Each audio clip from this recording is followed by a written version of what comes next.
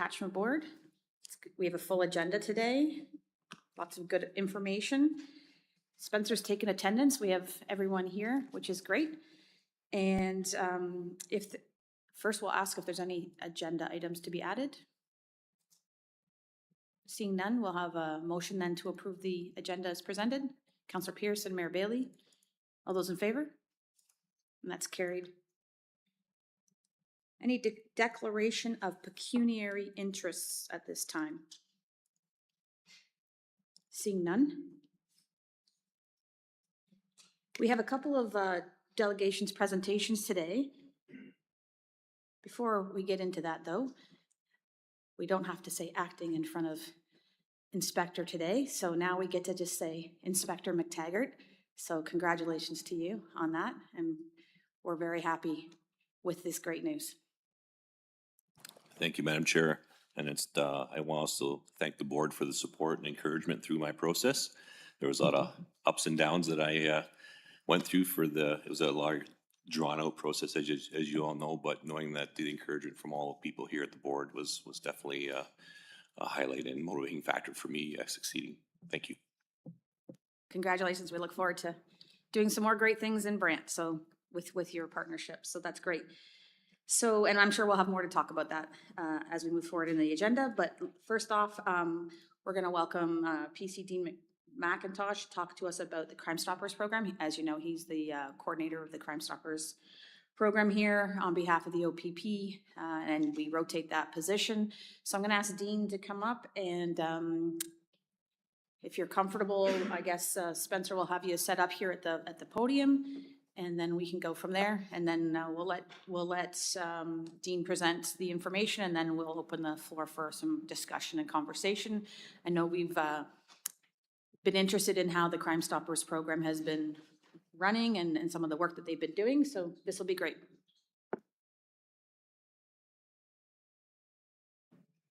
Good morning, everyone. Thank you for having Crime Stoppers here to present, and appreciate the opportunity. As many of you are aware, we're a nonprofit charitable organization. It's kind of a misconception when I speak to a lot of different businesses and people throughout the community. Everybody thinks that we're funded by the government or the police services, and so it's a huge misconception that we're trying to correct, and but it is also a sticking point when trying to raise funds with people. So that's something that we're trying to correct. As far as our board, right now we have 8 members. We recently added two new members in September, October. And unfortunately, we have 2 that are about to retire. One is our chair, and it's because of a family move up north. And the second one is our financial person. She's been on for a very long time. She's earned her retirement for sure. So that's another issue with us, is we're trying to get board members.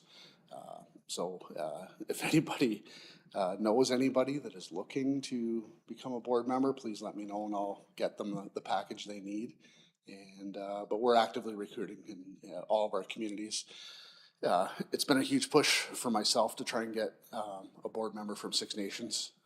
Been on that since day one, since I've started.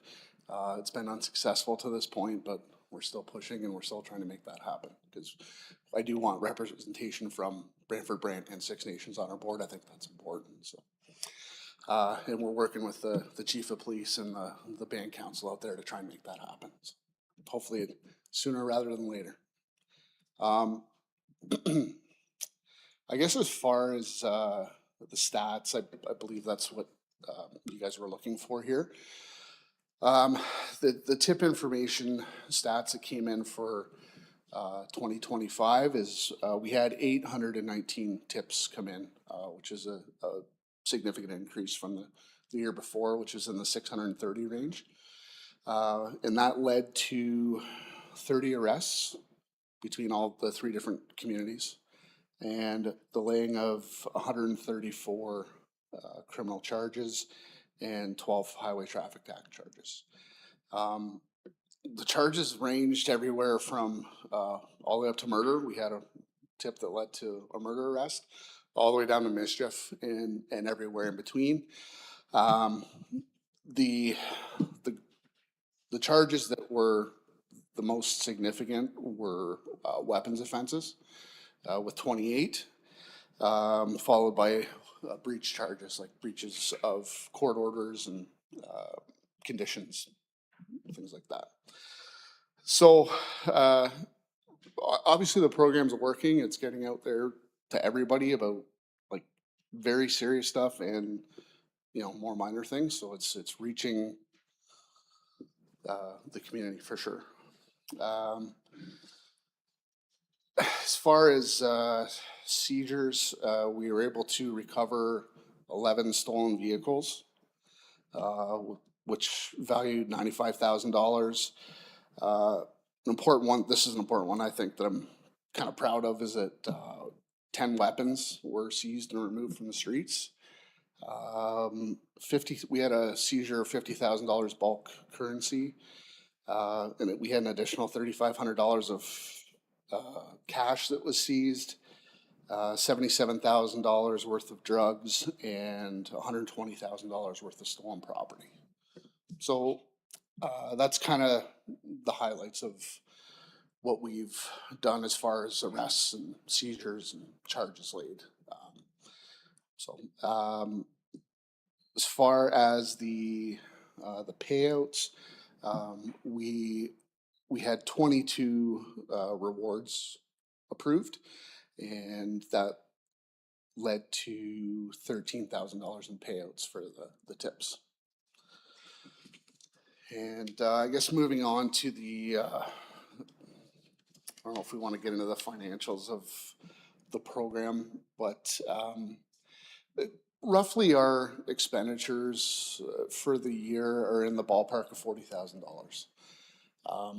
And our income for 2025 was in the neighborhood of $31,000. So there's about a $7,000 deficit there. So our income, the main source is from grants. Our board's we've done a great job getting the grants, just keep the program functional. And then we've had just over $5,000 in donations, which comes from our different sponsors and different community events that we do, where we have options for people to make donations. And then our fundraising, it showed that we raised $3,200 in fundraising. I'm not certain on that number. I believe that's a little low. I think we're more in the $5,000 range for that. And things that we've done over the year, our biggest event for fundraising was this, it was called Fun with Quarters. We did it at the Brantford Legion, and it's kind of an interesting event, but the person that runs it's like a bit of an auctioneer, and she has vendors and followers that follow to all these events, and people bid on these the vendors' items with quarters, and I didn't think it was going to be a big hit, but at the end of the day, it ended up raising $2,400 for us, which was our most successful fundraiser of the year. So we're going to continue with her, and we've approached her to run 2 events annually for us, and I think that's going to happen, so that should be helpful. Our next biggest events are our shredding fundraisers. So we do one in Brantford in the in the spring, and we do one in the county in the fall. Those have both been quite successful as well, raising in the ballpark of $1,500 per event. So that's good. We just did what they do, at the Brantford Bulldogs game, they did a Crime Stoppers night for us and allowed us to be the beneficiary of the Chuck-a-Puck thing that they do. And that raised $1,000 for us. So that was another positive event. We've done a couple events. With Domino's Pizza, Harvey's, and the Yellow Bag dirt and wood chip program. They've kind of been the wood chip one we're doing away with. I've got a new partner for that. We just spoke with the home building centers, and they're going to do a mulch month in May with us. That we picked up from our partners in Guelph that they've done. It's been a lot more successful. So we're going to switch to that route, and hopefully that'll help us out quite a bit. And then I did want to do a golf tournament last year, but being new on the board in the program, I didn't want to ruffle feathers, because when I mentioned it, the board seemed hesitant, like it was too much work. But this year I'm just gonna do it. We need the funds, so I'm just gonna do it. If they want to help out, they can. If they don't want to help out, that's fine. I'll manage. But so that's kind of where we're headed for fundraising, and hopefully that'll help help us get through the year again. I guess that's kind of the nuts and bolts of it. I don't know if anybody has any questions about any of that, or. Thank you very much. Yeah, Inspector McTaggart. Madam Chair, Dean's a very humble man, as you can tell here, and he's done an incredible amount of work for Crime Stoppers to get it off the ground. I know we've struggled in years past, and to Dean's accolade, he has contributed a number of hours to get this program up and running to where it's actually, as you can tell, very close to meeting the needs of the payouts. Dean, do you have a date currently for the golf tournament identified? And then second of all, maybe touch on the vehicle that's parked outside as well.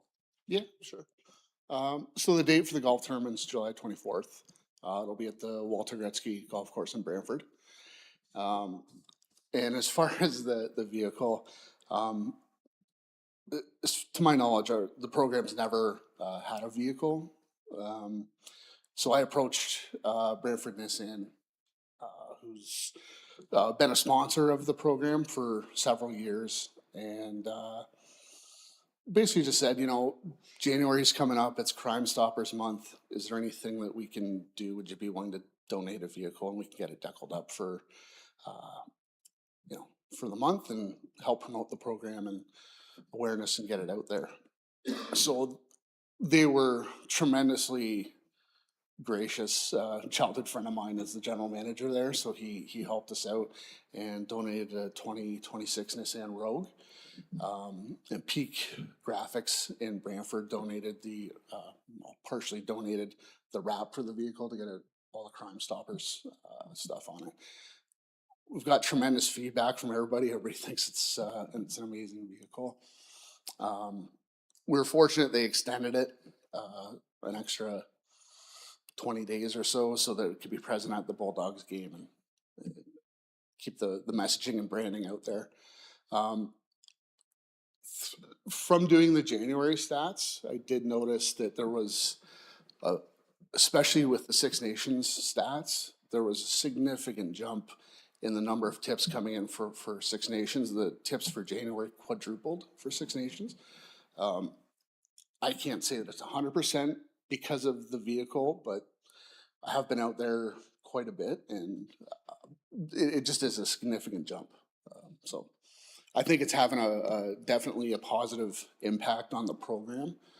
Like it definitely elevates the level of our program, keeps us more visible in the community and like connected to the community. So I think it's a huge benefit to the program, and it's something that we would love to address if we can. Now I've asked Brantford Nissan to see about extending it.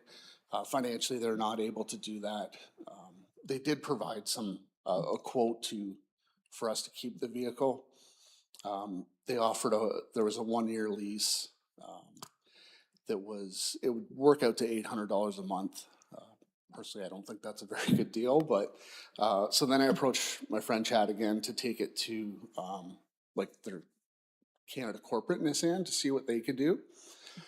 They offered the vehicle for a 3-year lease at $500 a month, which would be roughly $20,000 for the 3 years, which is it's a significantly better deal. Just the program isn't able to afford that at this time, unfortunately. Well, I know we're going to have some questions, and before we get started, maybe you could, do you receive, does the program, not you, we know that you're with the O.P.P, but does the program receive any funding from any of the, like, so City of Brantford, Six Nations, County Brant, like through the grant program, or, and then do any of the police services, other than obviously sharing the staff timing, but do any of the police service boards provide any funding to the program?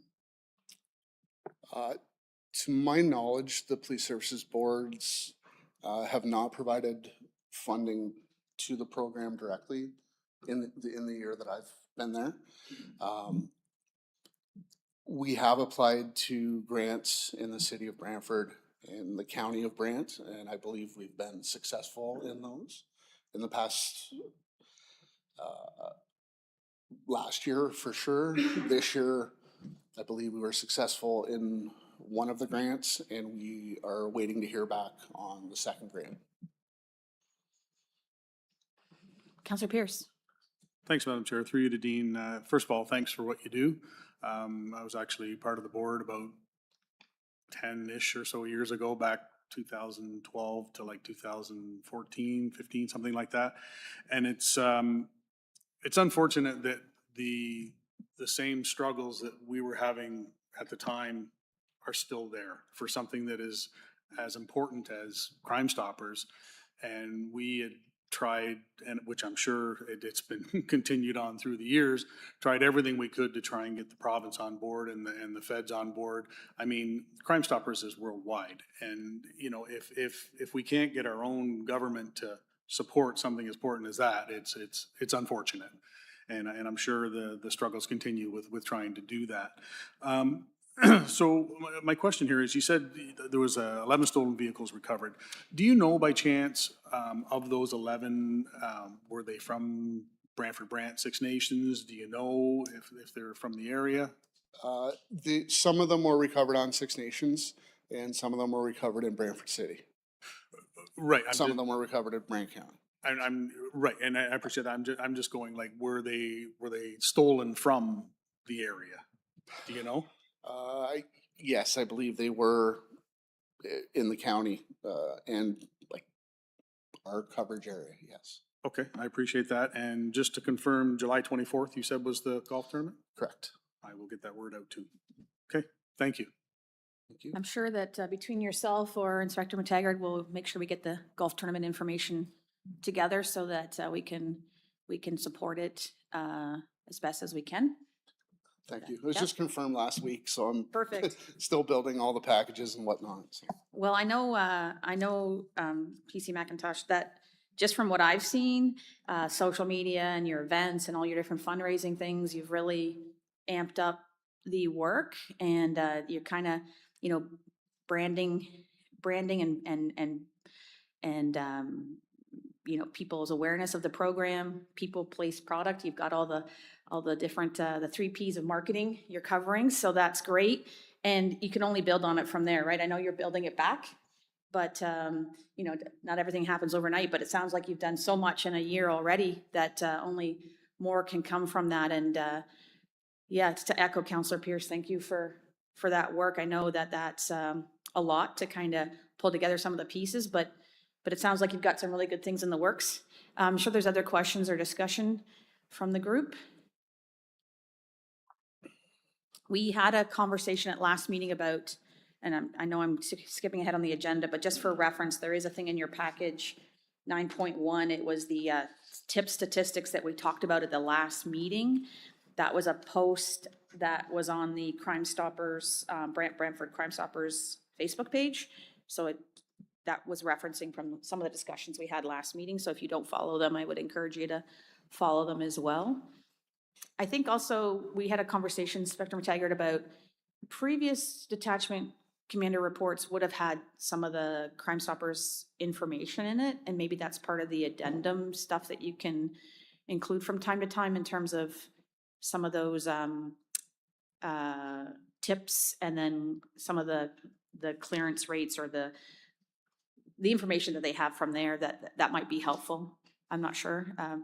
Did, Madam Chair, I do have that on the old copy of the Detachment Board report that I bring with me. So if the board finds it helpful and advantageous, I can include that on that high-level update.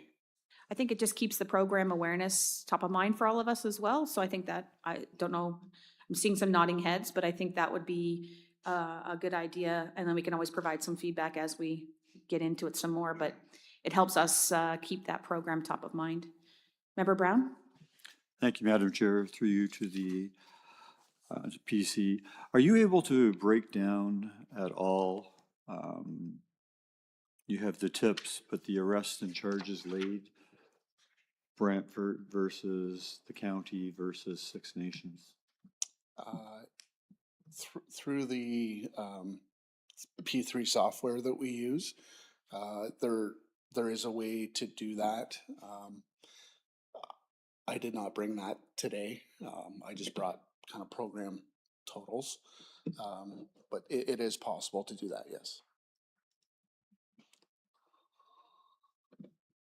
I think that might be beneficial to us as the board, knowing, as Councillor Pierce said, where they originated from, and if charges were in fact laid here or arrests were affected, that may have more impact on this board if we could see those numbers. Certainly. And I understand you don't have that today, but in the future, that may be something that would be beneficial. Yeah, certainly I can do that.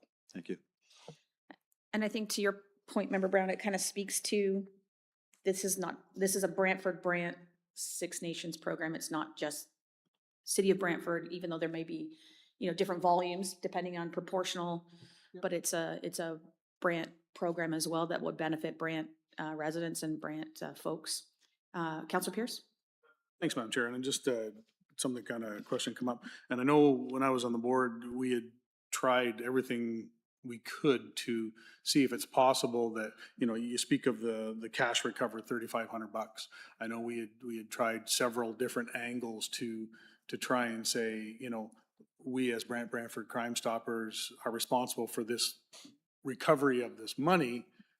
Does a percentage of that go to the Crime Stoppers? I don't know if that just kind of faded out or if that actually did come to fruition. I'm not sure. I have not heard anything on that. Okay.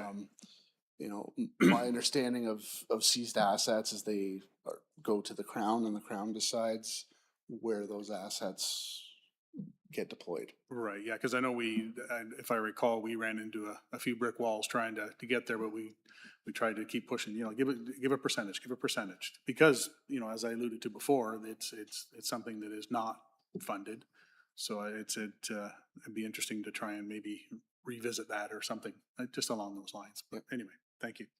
And just to touch on the stats, when I provide the monthly stats to the inspector and the chief of Brantford and the chief of Six Nations, I do break them down for Six Nations, for O.P.P, for Brantford.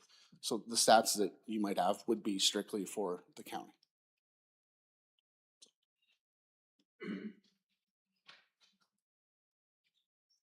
Any other questions, comments? Thank you very much, PC McIntosh. We look forward to keeping in touch with the program, and if there's anything that the board can do to try and support, please let us know, and Inspector Matagger keep us updated as well. But we really appreciate the energy that you're putting into revitalizing the program, and it's great to see. It's an important service for the community, and your efforts will, I'm sure, if you keep doing what you're doing, it's great. Well, thank you. Appreciate the opportunity and appreciate the support. Thank you. Mayor Bailey? Motion to receive as information. Seconder for that? Member Stryker? All those in favor? That's carried. Okay, we can now move to our next presentation, which probably follows up a little bit on some of the discussions we've had about the public complaint process and how that all works. So I'm going to ask Sergeant Major Jason Little to come forward, and he's with the West Region Professional Standards, and he'll give us an overview, and then obviously we'll have an opportunity for some discussion as well. Thank you.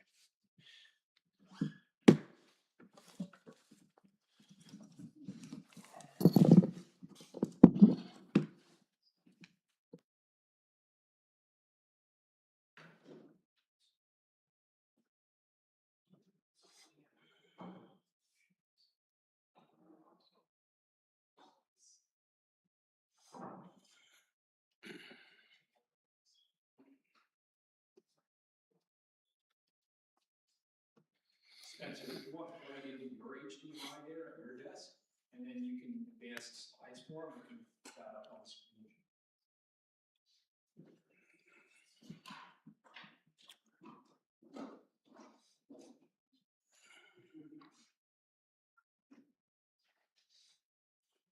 While we get the technology organized, perhaps later on in the agenda, we can circle back to Crime Stoppers and the notion of the golf tournament or any other support that the board might wish to discuss so that we can bring that back for discussion. Let you percolate on that. Okay, we set? It's on the screen? Morning, Chair, morning, board members. My name is Jay Little. I'm the Sergeant Major for West Region Professional Standards. Thank you. Thank you for having me here today. I've done a couple of these presentations for different police services boards, so again, very happy to be here. My plan is to talk about a few of the different levels of oversight that policing has in Ontario and speak about our unit specifically. We are a deployed unit out of General Headquarters. In West Region, we have 5 investigators, and our investigators are responsible for internal complaint investigations, public complaint investigations, starting now some conduct of special constable members, as well as certain criminal investigations involving members. We also do investigations for other police services, typically ones that are smaller in size, who don't have their own professional standards units, and then other cases, larger police services like London, Toronto, Hamilton, places like that. Next slide, please. The next one's fine too. Thank you. So what is discipline? Discipline under the Police or Community Safety and Policing Act is an imposed penalty and demotion or dismissal. I'll get into some of the imposed penalties in a little bit. Demotion and dismissal, quite obvious.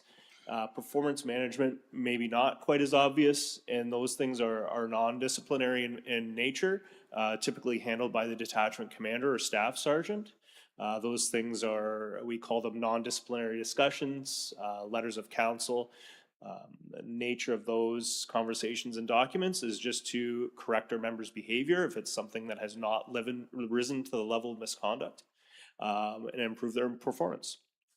Next slide. Tier 1 of oversight in the province is a special investigations unit. I think most people are probably familiar with them. So they are engaged for criminal conduct on duty, where that criminal conduct results in the death of a person, serious injury, the discharge of a firearm at a person, and sexual assault of a person.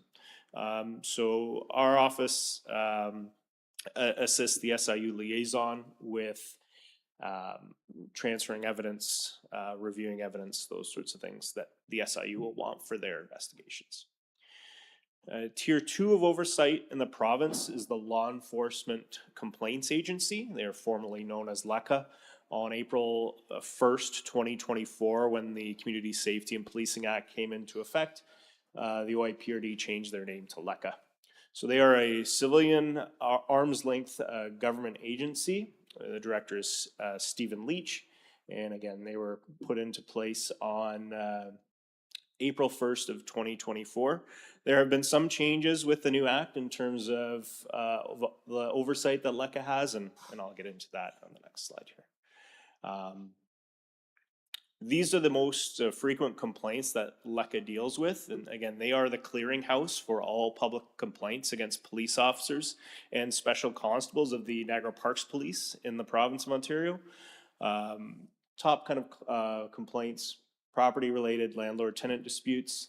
Investigatively, we do see quite a number of IPV related complaints where people are alleging that there was a negligent investigation, or the officer didn't take a statement for me, those sorts of things. The child custody and sexual assault complaints are always quite contentious. And then traffic stops. Very frequently, those are people that are upset that they got a ticket or felt that the officer treated them unprofessionally, or that the officer just didn't have the evidence they required to lay a charge. So in dealing with public complaints through LECA, there are a couple of different complaint paths. The first is a conversation. Those occur at the detachment, and these have always been able to be addressed by the detachment commander, the staff sergeant, and NCO. They're less serious, they're unhappy, they're confused about how a call was handled, and it's something that can be handled with a conversation and clear up this minor issue. Second is a local response. LECA are involved with local responses. So this might be a more, I don't want to say serious, but these are less serious than a formal complaint. So for a local response, the complainant will say, well, this is my issue. The detachment commander or NCO will say, how can I resolve this for you? Typically, it's a conversation with the officer. The detachment commander will see both sides of the issue, resolve the complaint, and the complainant signs off on the form. The form is sent back to LECA for tracking. The complaint is considered resolved at that point, and that typically precludes a complainant from filing a formal complaint with LECA because their complaint would be considered addressed. And third is a formal complaint.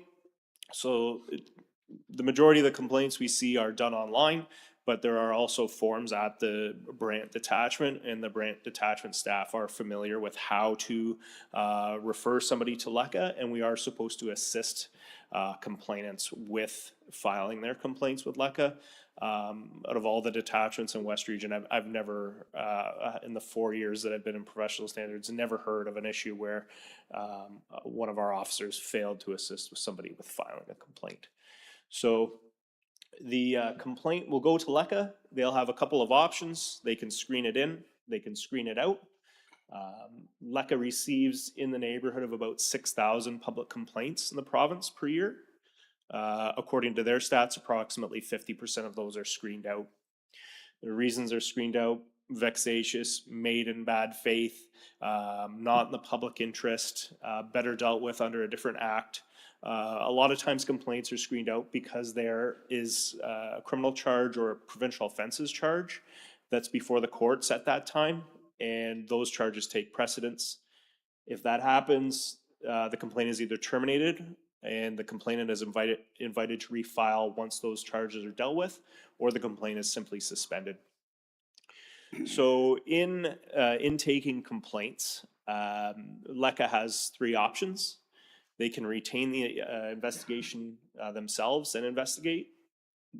It's not very common. I think I've seen it 2 times since this has been in force in West Region. Those are, I would say, investigations where LECA feels they are important issues, and it could be something systemic, so they'll hang on to it. But again, they don't hang on to many. Most commonly, it's referred back to the police service of jurisdiction. So in that case, for the county of Brant, that would be my unit. Even less of a chance of happening, they could refer them out to another police service. Doesn't happen often with us, but for instance, if one of my members were to get a public complaint, we would likely send that out to another police services professional standards unit for investigation. Local response, kind of already went over that. We can skip on to the next one. Early resolution. Early resolution is an option that's available to certain public complainants. It has to be conduct that's not egregious in nature. There's no charges before the courts. And it has to be something that both the complainant and the officer are willing to engage in. And this is really a way to restore the trust in the police with the public. LECA themselves kind of refer to it as a big group hug. We try to understand the complainant side of things. We try to let the complainant know about the officer's side of things and kind of meet in the middle. Now, the results of an early resolution are not discipline. It's just considered resolved. So it's not substantiated discipline or unsubstantiated. The complaint is just resolved and we move on from there. So screening complaints, I addressed that one I think already. Who can make a complaint? So any member of the public can make a complaint. They do not have to be a resident of the province of Ontario. However, police officers cannot file a complaint against their own police officers cannot make complaints about their own police services. Auxiliary officers cannot, and police services board members cannot complain about their own service. These are just some of the items that go into what LECA's decisions are, whether they decide to retain a complaint. I touched on that briefly. So a lot of times it's a public interest thing, or it's serious allegations against an officer of rank. I think I addressed this one already. Referred complaints. Yep, I've addressed that. Discipline in hearings.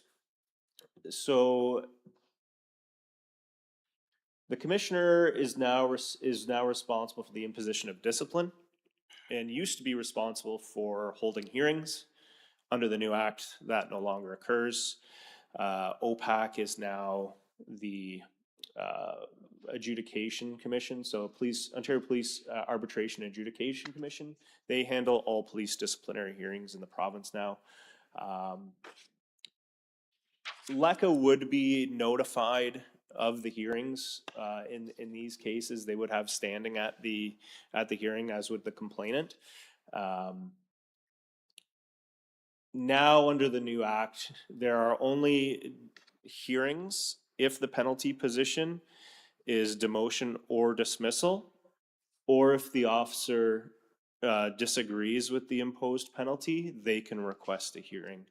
But that is a process that's driven by the officer. They would have to go through the process of filling out all the forms and contacting O.P.P for demotion and dismissal. That is something that our office and LECA look after. Under the CSPA, these are the options that are available for discipline. We can suspend the officer for not exceeding 30 days or 240 hours. We can direct officers to forfeit not more than 3 days or 24 hours pay. When you see the 5 years, 2 years, that is how long that, I guess we'll call it conviction, remains on an officer's personnel file. We can issue a written reprimand. We can now direct officers to undergo specific counseling, treatment, or training. So training is no longer a performance management piece. It's now actually a form of discipline. So anytime an officer receives training as a result of one of these investigations, it is discipline and it does stay on their record for 2 years. We can ask them to participate in a program or activity, demotion, and as well dismissal. Something new under the act as well makes it a bit easier for us to suspend officers without pay. It's not something that's happened frequently so far in the province as a whole, but it does happen. And typically that would only happen where, let's say an officer was arrested and their bail conditions made it impossible for them to perform their duties. And there's a few different factors that go into that, but that option is available as well now. Another change with public complaints and internal complaints under the new act is our duty to notify LECA. So say, for instance, Inspector McTaggart becomes aware of conduct of one of his members, and a member of the public is affected. So that is a broad range, broad definition for affected. We have to notify LECA of the complaint. So the inspector will fill out the complaint form. He'll let me know that I think a member of the public's affected, or I'll see it and determine that a member of the public likely has been affected. My office will then notify LECA in writing, and LECA will have first right of refusal to investigate that complaint. So we wait for LECA's response. Oftentimes they say it's not in their interest, and we get permission to investigate. At the end of that, we report back to LECA that the investigation is complete. So when we think about notifying LECA, is it clear discipline on its face? Do we require an investigation to determine? And does it affect a member of the public? Those are our considerations. On to the third tier of oversight in the province is the Inspector of Policing and the Inspector General, Ryan Tishner.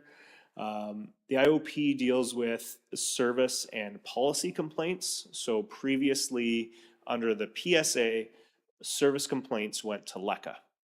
So now these are headed to the IOP, and the three oversight bodies in the province all have a duty to notify each other. So if somebody comes to LECA with a service complaint, they are supposed to notify the IOP. If the SIU learns of a misconduct under the CSPA, they are to notify us. So everybody talks to one another. IOP is also responsible for PSB member conduct investigations, and they are also required to conduct investigations ensuring there's effective and adequate policing in the province.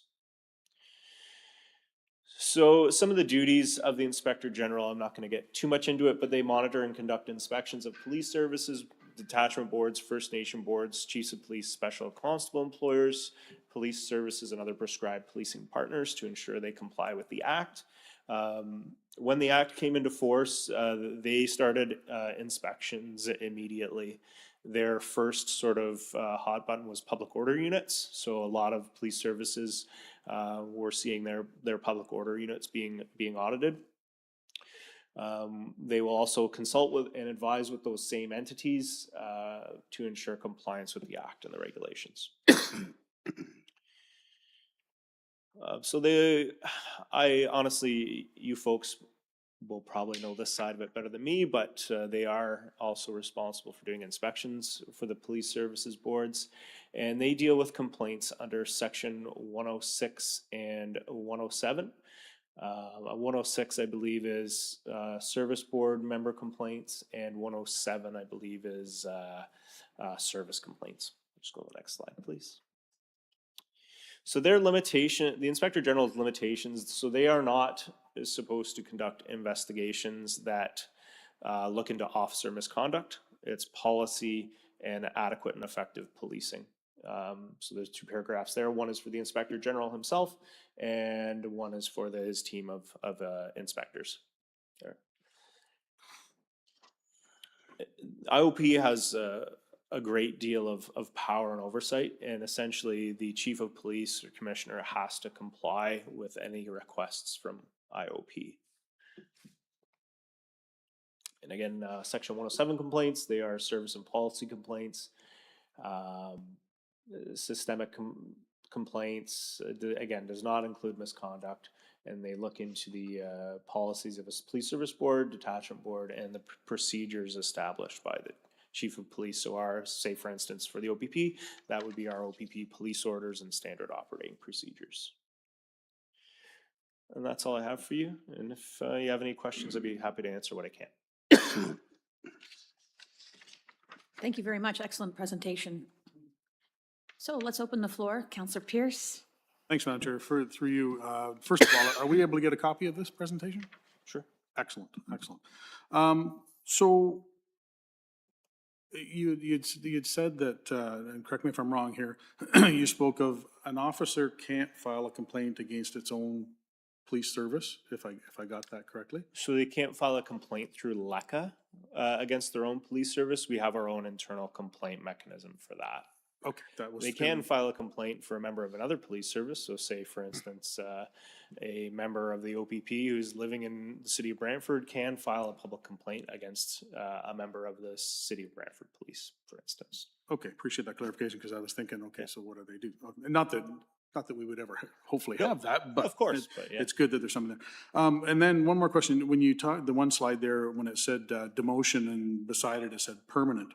So does that mean that if in fact an investigation is taken and the end result is a demotion, does that mean that that particular officer can never be, go up the ranks again? So the permanent that's beside there relates to how long the conviction stays on the officer's personnel file.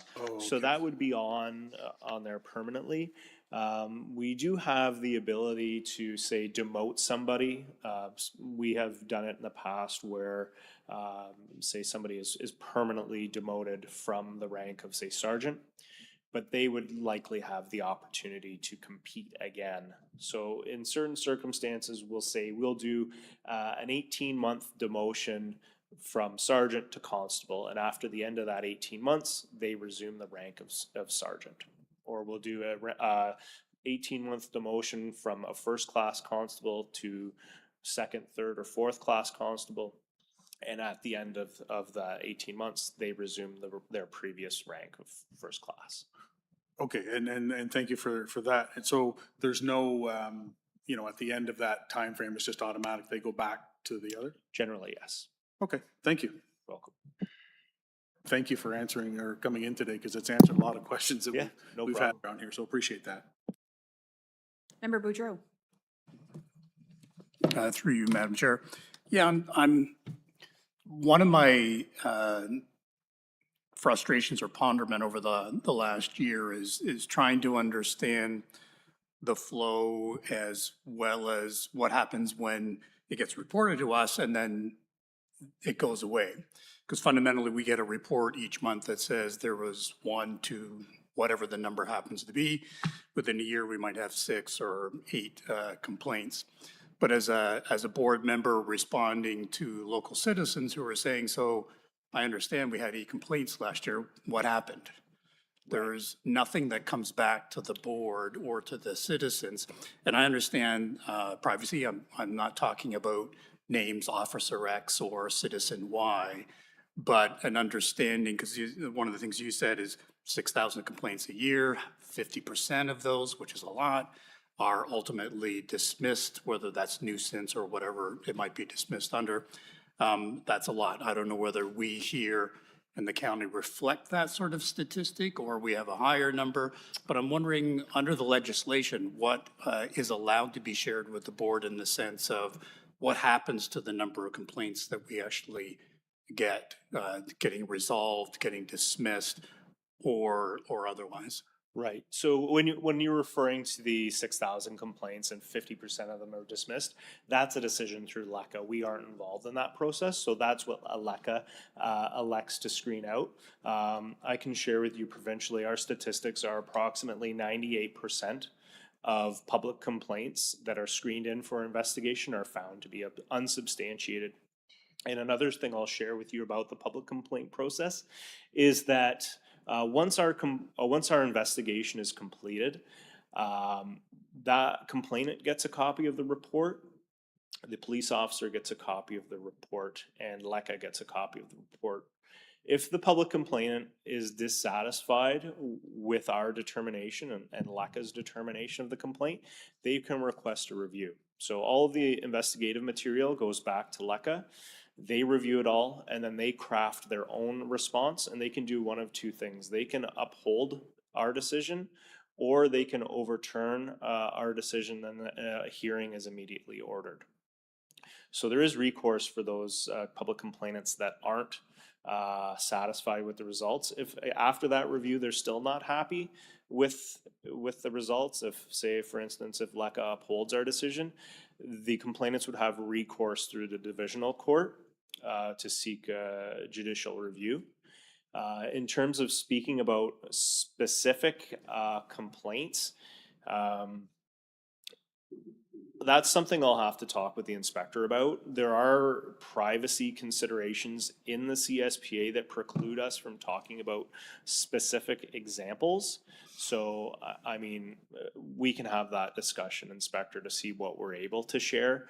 But generally speaking, very little information is shared due to the CSPA and the private nature of those investigations. They would become public record once they reach the hearing phase. So those are public hearings. People can attend. Media sometimes attends if it's a more contentious issue. But at that point, you know, that would be public information. So. Yeah, and again, as a follow-up to this, well, one, I'd love to hear the follow-up and discussion with the inspector. Because again, when I think about it, if we had 8 complaints, to pick a number last year, and 98% of them, just to use the broad statistic, were in fact to be unfounded, that's a very different reporting to the citizens than what we give them right now, which is we've had 8 complaints against our officers. Right.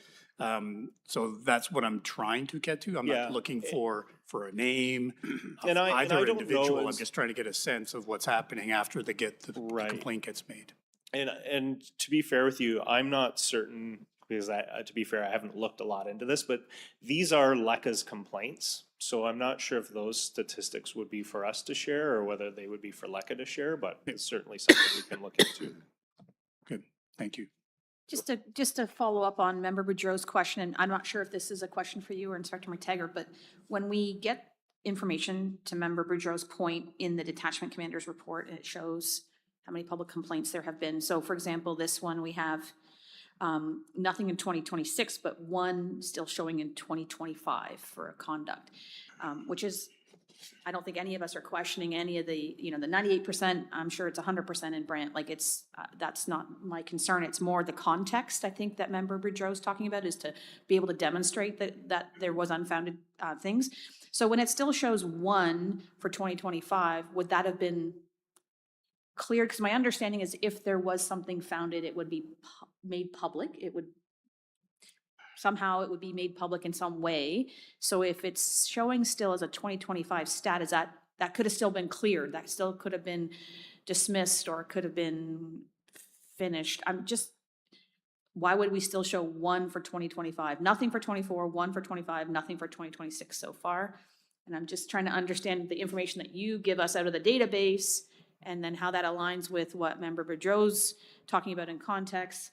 And so I'm not really sure who wants to answer the question, so. Yeah, if I could, just before the answer, because I think I may have the answer for it, because when I saw this report a few days ago, I went, what? And what I think we're seeing is on the year-to-date information is we're looking at year-to-date January in all 3 years.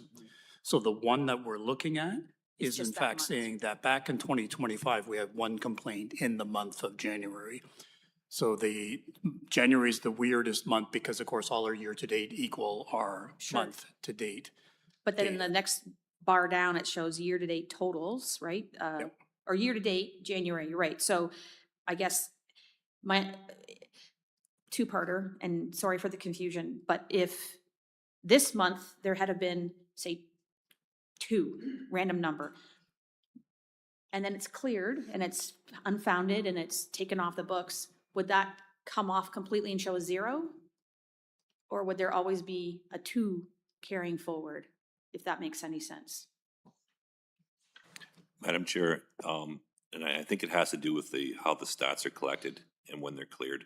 And I know we've talking about in the past property crime, and somehow we may see a rise one month, and we don't really see the reflection of that clearance till sometimes months later. So potentially that's what's happening here as well with the public complaints, is that if there is, say, for instance, 1 or 3 or however many of those numbers are for that particular month, those public complaints may not get addressed till sometime afterwards, but we never really see the clearance part of that.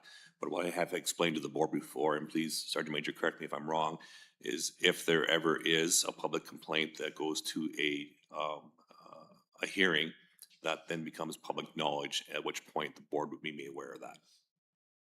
Correct, yes. And the fact that we haven't had that type of information to date is really important for the context. The fact that we have not had that notification is what we need to kind of remember.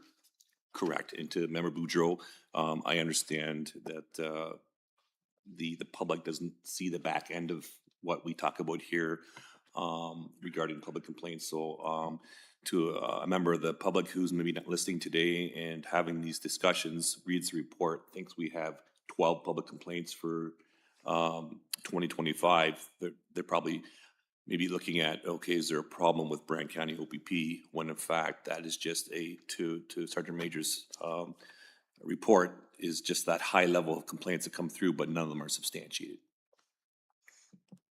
Correct, yes, yeah. Appreciate the context. Sorry for I wasn't sure which ping pong which way I was going on that. Member Brown. Through you, Madam Chair. Inspector, when we discussed this last month or the month before, I was comforted with I believe the number was 11, and that you had said that had there been anything out there, it would have become public. So to me, that says that the 11 complaints that were issued against the detachment were basically all unfounded. And to Member Boudreau's point, though, we may understand that. We had to ask the questions. And when I first spoke of it, is there a way that you can capture that? And I know it's 6 months later or a year later, that you can have it in a report that shows that all of which are closed, or some way that you can have the public better understand that. Because if they read that report and they're seeing there's 11 complaints there, they're thinking, ooh, what's that all about? And they never get told that they were all unfounded. So there's no substance there. So it may lead them to the false conclusion that there were 11 people that were officers who were chastised or investigated, when in fact the investigations probably show that they were exonerated. And I'm really happy to hear the Sergeant Major say that it's 98%, because I think that day I used that it's at least 85% of them were unfounded, but I don't think that the public understands that. So I just don't want them leaving with a bad taste in their mouth when it's not deserved. If we get a black eye because somebody did something, then it'll be public, and that person deserves, to wear that if they did something. But if they don't, I don't think we're doing a service by leaving that cloud hanging out there that there's 11 that our officers were investigated on, and we just don't know what the results were. And I think it's good news that they are exonerated. So how do we get that across to them in the report, so that they don't feel that there's something there that's not? Through the chair, Member Brown, I agree wholeheartedly with your comments, as well as Member Boudreau, in capturing the statistics accurately to reflect what is transpiring here. And every detached commander is providing this exact same report to the respective boards across the province. So we don't have a whole lot of leverage into what content is provided. Now, saying that, I will have a conversation with Sergeant Major Little on what information we can agree on to supply the board to put some contextual value to the numbers you're seeing.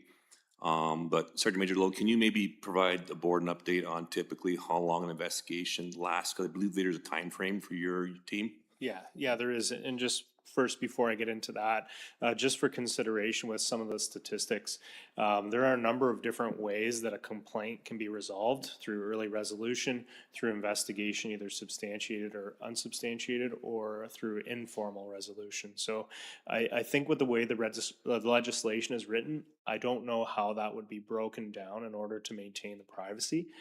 For all of our unsubstantiated LECA complaints, which again is the vast majority of them, there will be a de-identified summary that is posted on LECA's website. So there is information about the police service only. It wouldn't mention the county of Brant, or anyone's names or locations, those sorts of things. But the nature of the complaint, the investigative steps taken, and the investigative outcome is posted on LECA's website. And sorry, there was a second part to that question that I cut off, if you could remind me. Sir, yeah, I was just reflecting the timeframe for your Timeframe. investigations. Absolutely. So both for public and internal complaint investigations, LECA has a timeline for 120 days. We mirror that with our investigations. If the investigation is not completed within 120 days, then we provide status updates. So in the case of a LECA investigation, we'll provide a status update to the officers, to LECA, and to the complainant. In the case of an internal investigation, to my command would get an update, as well as the respondent officer in that case. And we don't have a loss of jurisdiction anymore, under the new Community Safety and Policing Act. Under the Police Services Act, we would have a loss of jurisdiction after 6 months of a supervisor becoming aware of the misconduct. That no longer exists. So occasionally we would have issues with losing jurisdiction over an investigation. There were at the time recourses available to us if that had extended beyond, but that's becoming less of an issue now. But again, we do try to keep our investigations at 120 days just for performance management reasons. I will talk about the oversight of our own investigations as well. So once an investigator completes their investigation, they'll submit the report to me. I review it and approve it, or I may send it back for some reworks, edits, or further investigation. From there, it goes to my inspector. My inspector looks after West Region and Northwest Region, so he will review and approve it. From there, it goes to the superintendent, who looks after the whole province, and then in certain circumstances, the chief superintendent for my bureau will review reports. The reason for that is these are the most scrutinized reports in all of policing. And essentially, the reports my investigators are doing are on behalf of the commissioner. So we have to make sure we get things right. And I like to think the vast majority of the time that we do. Councillor Pierce. Thanks, Madam Chair. First of all, a quick comment if I could, and it's been said a bunch of times around this room. It's so nice to just hear inspector. Anyway, I'll leave it at that. Question, and you said the 98%. So I'm a citizen, I file a complaint, it's found unfounded. Well, I got my bonnet up now, so I file another complaint, and it's found unfounded. Is there any repercussion for somebody that, continuously files for just nothing, really? Or is it just the right of any citizen to be able to just file? Because it's a waste of your time. Yeah, and I understand that. We do have a few complainants like that in the province. LECA is aware of them. I don't want to speak for LECA how they conduct their screening processes, but they are aware of those kind of chronic complainants. They do have a plan in place. I won't speak to what their plan is because I don't know exactly what it is, so I don't want to misspeak, but we do address those from time to time as they come up. I think we have a good working relationship with the director. There is open dialogue between our organizations. We meet with them at least once a year. There may be other folks within my unit that meet with them more regularly, but we do address those issues as they arise. Occasionally I'll get a complaint that crosses my desk that say LECA will screen in. And I will ask to have it terminated because there is no misconduct that is identified in the complaint. So that tells me that if I can do an investigation, the complaint itself is not referencing misconduct. So how can I come up with misconduct out of an investigation? They have to terminate. So I'll send ones like that back. Oftentimes, either myself or an investigator will engage personally with the complainant at the screening phase to gather further information. So if they're not sure exactly who the officer is, I'll try to gather a bit more information from them and try to more appropriately assist LECA in screening that complaint to determine, their mandate, whether it fits their mandate, sorry. Okay, yeah, because it, you know, we call them frequent flyers, I guess. You know, as a counselor, I've got a few frequent flyers that I talk to a fair amount. Yes. And I've got a little, you know, my own little plan as to, you know, to kind of put it back on them for, you know, what do you see as resolution to this type thing, right? So I was just curious Yep. if there's any other repercussion or somebody can just continue to just. No, there is a case law and legislation that deals with that as well, and all complaints are presumptively screened in until it meets one of those criteria that I spoke about earlier, either not in the public interest, vexatious, made in bad faith, not misconduct on its face, those sorts of things. Okay, thank you. Member Stryker. Through the chair, I just am curious, does the new Police Community Safety and Policing Act, has it resulted in more documented public complaints than the past or previous Police Service Act? I don't have the exact stats in front of me, but just with the scope of the complaints that can be filed now, I would say yes. I would say there has been an increase, but that's, I would say, year over year. I can't speak to years prior. Everything goes in ebbs and flows. I think generally speaking, you know, we were down in certain areas last year. Public complaints were higher. Now, that's total public complaints. I can't speak to how many were screened in for West Region of the province, but you know, we did have quite a number of complaints, public complaints last year that I would say would be more than what we'd received in 2024.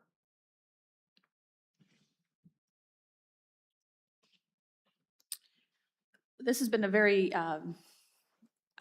fruitful discussion, very, very enlightening discussion, I think, for everybody. For me, I think some of the takeaways, Sergeant Major, is I'm really pleased, really reassured to hear of the process and the due diligence and the integrity in the process that it provides, not just the community members, but the officers and everybody involved. Like it demonstrates the professionalism and integrity that our police officers do have for the role that they do in the community, and it assures the public of that trust, that public trust that we have with them. So this is an important piece probably that we don't often think about. We probably only hear it when it's bad news, not always good news. But hearing you today and hearing the discussion today, I think there's a lot of reassurance that we can all take from the process and from the backside. And then to your point, Inspector McTaggart, about the detachment commander report, I know you know that we've advocated with O.P.P. that it's less than helpful without having any of the context that to be able to make some of those discussions and decisions, and having a clear-cut, data-driven document is great, but there needs to be so much more to be able to make informed decisions. So we'll keep doing our part to advocate for that as well. And it sounds like our addendum keeps getting added to, perhaps, as we move forward. But this is how we will do things. But if there's no further questions or comments, I just want to thank you, Sergeant Major, for taking time today to join us and for providing some clarity and some good discussions on the process. And hopefully those that are watching will have the same appreciation for that. And thanks for the work that you do. Thank you. Thank you very much for having me. Mayor Bailey? Madam Chair, I'd like to receive this as information, noting that I think the board wants a copy of the presentation. Seconder for that, Member Brown. All those in favor? And Spencer will work with Inspector McTaggart to have the slide deck for the minutes. And I see Sergeant Major nodding his head, so that's, thank you very much. Thank you. Okay, some very good discussions this morning. Back to our agenda here, we need to circle back to our minutes from the previous meeting on January 27th. Any errors or omissions at this time? Member Stryker? I just had one comment on page 6 under the action plan.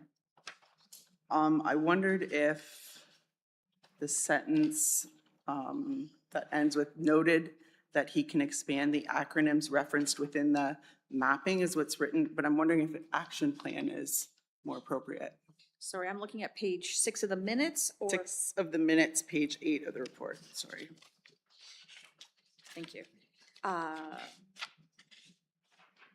I'll let Spencer find his way there first before we.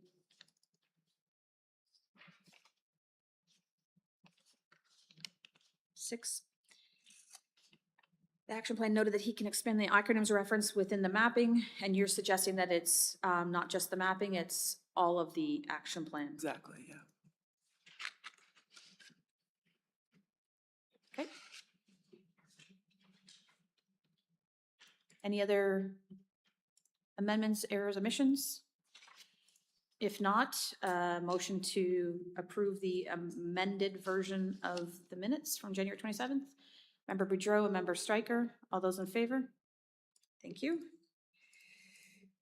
Any business arising from the minutes that we won't get in, that won't be on the agenda already today? Seeing none? All right, so now we get to move into the Detachment Commander's Report, which is in our package. And I will call on Inspector McTaggart for that. Thank you, Madam Chair. I'll start the report off by motor vehicle collisions by type. So for January of this year, we had 2 fatal injury collisions, 6 non-fatal injury collisions, and 73 property damage for a total of 81.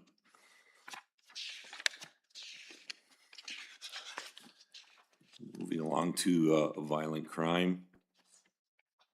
We had 1 sexual offense, 9 assaults / firearm-related offenses, and 1 offense involving threat of violence for a total of 11 for January.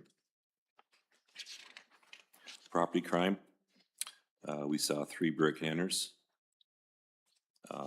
8 theft over 5,000, 4 theft under 5,000, 9 frauds, and 2 mischiefs for a total of 26 for the month.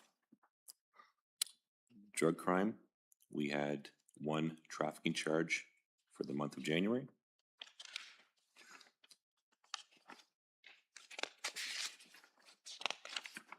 Moving along to public complaints, we've had 0 for the month of January and 0 to date.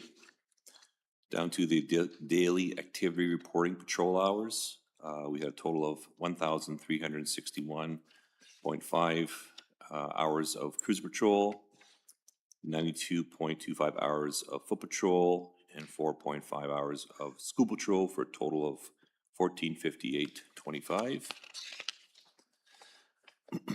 Youth charges by disposition type, there was no charges for the month of January. Mental health related occurrences, we had a total of 32 for the month of January.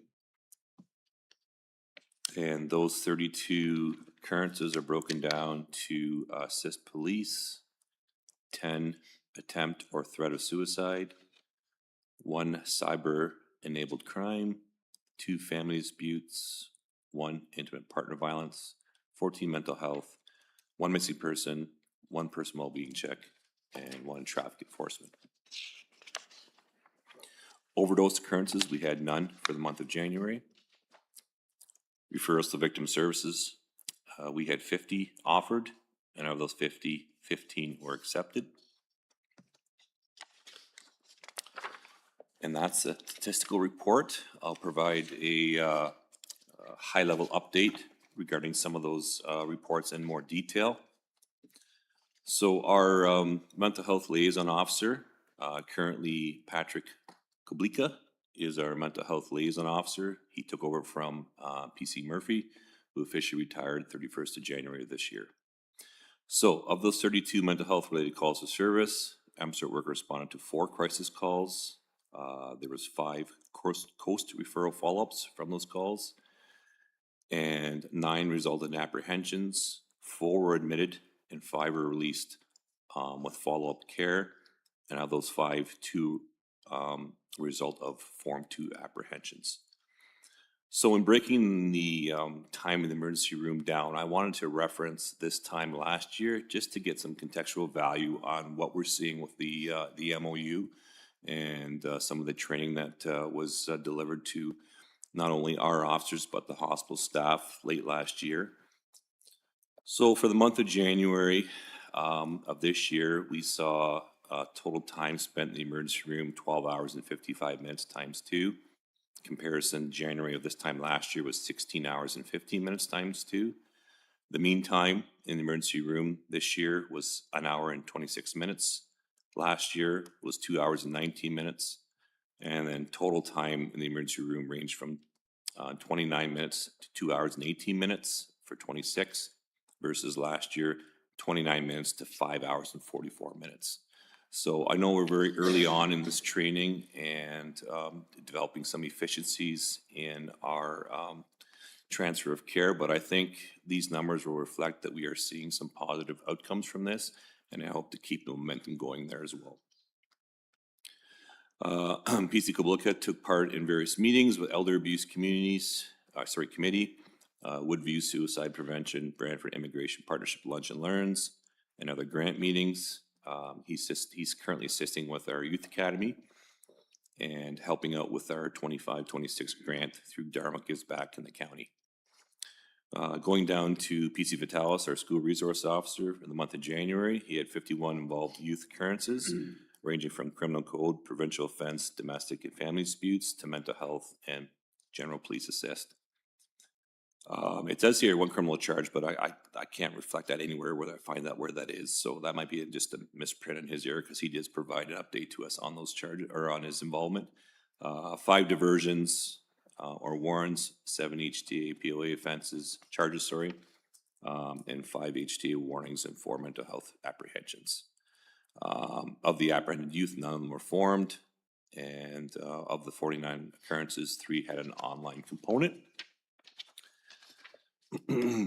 So again, in addition to regular visits to the Paris District High School, Council Valls continues to deliver the kids program to grade 5 and 6 classes, and continues to help us out with the Youth Academy as well.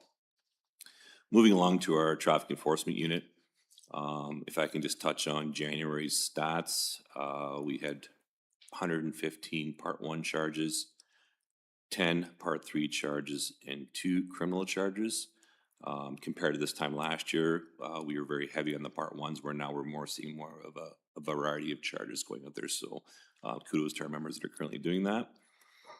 Our community services media officer, PC Coletta, he was on vacation the first part of January, but of those time he was in January, he posted 14 media releases. 30 of those posts were to Facebook, Instagram, and Twitter. And then he was also on call from the end of January to assist our syndicate, and then he was involved with a Haldeman Fatal and a Brant Fatal. Special events and meetings. The end of January was the Tim Hortons Decorated Donut event at the Tim Hortons on Dundas Street. I can tell you I was there for that as well. It was well attended, and the athletes there had a fantastic time. And again, we continue to support Special Olympics through their various fundraising campaigns. And then also in here, I didn't put on the minutes here, but I will let the board know that our Youth Academy has started again. January 14th was the start of our 3rd Youth Academy. Continues for 8 weeks, and it will conclude on March 4th. And then I did believe Crime Stoppers is on here. I did include just a quick update as to how many tips were received by us at O.P.P. 4 were Brant County O.P.P, 45 to Brantford, and 2 to Six Nations. From staffing wise here, I did mention that PC Kablooka is currently in the mental health liaison role. He's doing a fantastic job taking over from big boots to fill with PC Murphy. She was very engaged, and he has taking that on wholeheartedly, as well as offering a different approach as well. So it's good to have him on there.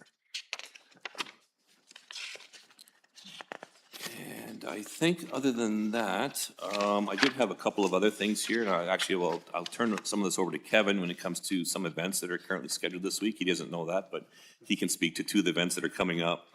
I just wanted to draw attention, because I know we speak regularly on property crime and what are we doing other than education and whatnot. So I wanted to draw attention to one of our officers, Constable Hoffman, who responded to various calls for service at the beginning of January in St. George. There's a number of vehicles that were gone through, various items were stolen. And as a result of his diligent efforts, as well as support from the Community Street Crimes Unit, we have charged an individual, Mary Chamings, I think is how you say her name, with several of those break-ins to vehicles in St. George. So, like I said, I often am not able to provide context to that, but here's an example where we actually did follow through in this, and due to some great police work, we were able to capture and charge someone from those break-ins. So, Acting Staff Sergeant Koontz, can you maybe share the board on a couple of events planned for this week in the community? Thanks, Inspector, through Madam Chair. So we have a couple events going on. Tomorrow night, we have the recruiting event. So that's going to be hosted at the Brant Sports Complex from 7 to 9 p.m. So we'll have members of the Brant O.P.P, constable, we have our auxiliary unit, we have a dispatcher from our comm center coming. I believe there's an analyst coming. I think there's 5 different facets of policing, from civilian to actual sworn, I think one of our special constables as well. So there's going to be a variety of people there to answer questions of the public about getting into policing. I am the liaison for the auxiliary program, and I can tell you we are very much struggling to get members within our Brant auxiliary program. So I encourage everybody, if you have somebody that's interested in either policing or just wanting to give back to the community, I think we have 5 or 6 open spots in Brant alone. And it is a fantastic opportunity to sort of get the lay of the land with policing and make a decision if that's something you want to do moving forward, or just want to, we have several members that have no aspirations of wanting to be a police officer, but just love going into the community, doing ride-alongs, and making some of those connections. So that event is going on tomorrow night from 7 till 9. And our auxiliary liaison, Acting Sergeant Jeffrey, who is running that event. Constable Coletta will also be there as well. So I believe Enzo had put a post out yesterday about that, so it is on our socials. And on Wednesday night at the Canesville Community Center, we are doing a community information night. So somewhat similar to the safety night that we ran October, November, which saw a lot of attendance at the sports complex. We're running something similar, but it's a little bit more specialized. So I have members from the provincial auto theft team. So 2 detective constables will be coming and presenting on what that team is actually doing as far as their investigations with recovering of stolen vehicles and the technology that people are using to be able to obtain access to your motor vehicles. So that should be a very informative presentation. We also have a member from the Serious Fraud Office. Detective from that unit is also going to be coming and speaking about a facet of different frauds that are being observed within our communities. Fraud is a huge thing that's going on right now, and a lot of attention is being put on our members to ensure that we are doing investigative excellence in regards to these areas. And we have been praised with the work that is being done by our members in regards to this. So we know this is very serious. We thought it important to bring somebody in from that Serious Fraud Office to explain to the community what they can do to prevent fraud and protect themselves, as well as what we are doing on our side to help members of the public with these sort of investigations. Lastly, we'll have Detective Staff Sergeant Knoll, who will be presenting from the Brant CSCU, the street crime unit. And sort of there's been a little bit of an overhaul in our unit, and they have had some big successes in the last few months, which has been shared at some previous board meetings. So he would like to also present to the public about what the unit is doing and how the public can help them in their investigations. And then we'll have a member from our auxiliary unit who's going to be talking about Safeguard. So it's the old SEPTED program with residents can learn how to protect their properties, proper lighting, cameras, that sort of stuff. And it will lead into the CamSafe program where members can register their cameras with the O.P.P. And at least if there's a crime that occurs, we know that that person has a camera and they're willing to provide that information. So there's a whole bunch of stuff going on, which is going to be very informative, and that's going to be on Wednesday night from 6 p.m. until 8 p.m. So I would encourage if anybody would like to come out and see the presentation, I will be there. Thank you. Thank you, Acting Staff Sergeant Koontz. And one last thing that I wanted to share with the board, we've identified an operations manager to Brant County that will fill in my old home position. His name is Brian Andrewzik, and he's a confirmed in rank staff sergeant out of Essex. He lives in Ancaster, so he was doing that drive and staying down there during the week. So to get some time back in his day is going to be definitely advantageous in his part to come here. So I've known Brian for some time. He's a great individual, and he's got 24 years of policing under his belt, several years as a staff sergeant, operations manager, and he actually spent some time in Brant a few years back as an acting staff sergeant prior to me. So he's well familiar with Brant County and is super excited to come to us. May 4th will be his start date here. So Acting Sergeant Koontz will fill that gap until Sergeant Andrewzik can boots on the ground here in Brant County. So that's a most recent update as of yesterday. Thank you. Well, we've always said consistency and continuity is important in the detachment, and so knowing that we have that position now filled as well is you'll be able to set some plans in place, I'm sure. And we're lucky that we're still going to be able to work with you as well, acting staff sergeant, so that's great, and more opportunities for you. Lots of questions, I'm sure, as always. And before, though, I just want to clarify, not a question on the detachment commander's report, but Staff Sergeant, you mentioned both events. Are they both on Wednesday night? Through Madam Chair, sorry. The recruiting event is tonight. Oh, tonight. If I misspoke, sorry. That's tonight at the sports complex, and the information night will be tomorrow. I was like, you guys are gonna be busy doing it tonight, or two things on the same night, but no, you're still gonna be busy tonight and tomorrow night. So, if anybody has, social media feeds, they can always share those events. And I know that Cindy had shared the community information night already with board members ahead of time, so that's great. And hopefully those two events are there's lots of good information at both of those for different people looking for different things, so that's great. So without further ado, now you were online last time, so you got to like the end of the line. This time you're here in person, so we need to come back to the regular order. Councillor Pierce. Thank you, Madam Chair. So yes, I got a couple, unfortunately, Inspector, but so, and I'm going to start off with the very first page when it talks about motor vehicle collision types. Fatal injuries, we had 2, but if you look at the percentage change, it's nothing. I know you've been working on the stats of the overall. I'm just wondering if you could just give the board a quick update as to have we made any headway? Obviously, we're not the only detachment or board that's probably seeing the same stats. I'm just curious, can you give us an update on how it's going to get those fixed up? Through the chair, Councillor Pierce. So 2026 was your traditional winter season. One of those collisions involved a snow machine, which we traditionally don't see a whole lot here in Brant because we don't typically get a lot of snow. But that unfortunately this year we did see that happen. And unfortunately that's how I won't say a one-off, but that incident involving a snow machine was an unfortunate circumstance and something that like I said, year after year, we don't typically see that, so this was an exception for this year.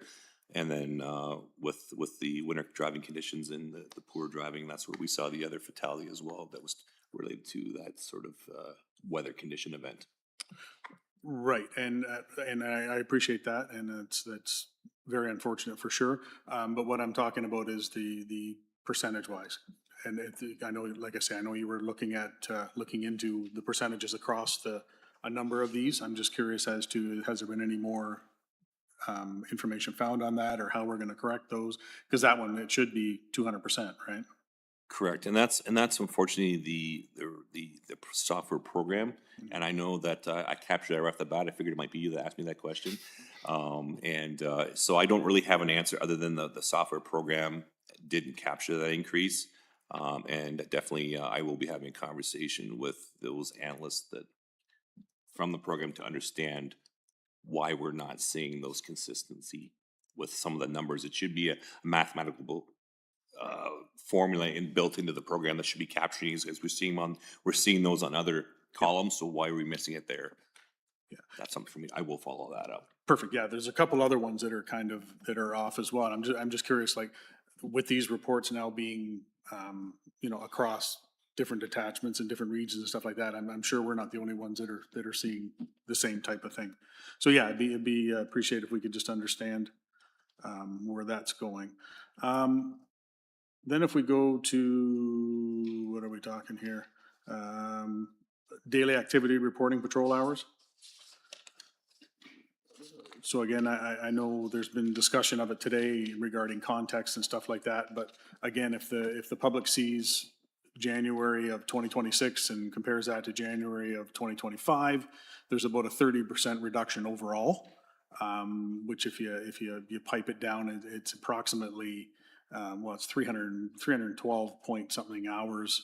So approximately 10 hours a day for each day of the month of January. Again, without context, as was, as we alluded to earlier, the public's just gonna see that and go, hey, what the heck's going on here? Curious if we can somehow, even if it's in your additional report or something like that, just to kind of give an idea of why. Through the chair, Councilor Pierce, I believe we may have addressed this on a previous meeting, but I'll definitely speak to it again. And it has to do with the reporting structure of our service delivery. I think traditionally what we'll see now, that 1,400 number or the 1,300 patrol specifically to cruiser patrol, I think that will be the norm moving forward. Okay. And we won't see these large gaps as the years progress. Just like I said, with the service delivery and the accountability on our members to really dial into what they're doing. And I'm not saying members by any means were skewing their numbers in years past, but we are getting better at capturing what we're doing on a day-to-day basis. So moving forward, I really feel that 1,300 will be the norm. Okay, perfect, and I appreciate that, and now that that's been said, we can put that information out as well, that it's, it's all to do with the new reporting structure. It's still out there, but that's, like you say, this is probably gonna be the norm going forward, so that's fine. The next page, the use charges by disposition type. Interesting, January of 24, 25, and 26, it's all zero. Is there something about January that, I don't know how else to phrase this, that the youth are behaving? I don't know if that's the right way to put it. I don't know. But it's just interesting how it's been zero the last 3 years. I'm curious, is that typical? Is something different in January? Maybe they're happy with their presence. Who knows? I think some of the numbers you're seeing here are a direct relation to the officer in our schools. Bingo. PC Vitalis is a very personable, he connects well with our youth. Mm-hmm.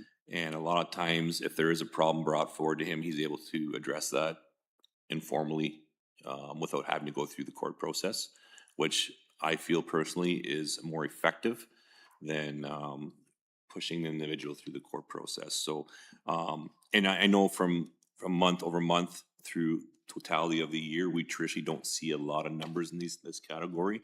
And like I said, I really value the school resource officer position. I think we're seeing huge paybacks by these numbers being as low as they are. Perfect, and I think everybody around here would 150% agree with the school resource being critical, and so happy that it's back.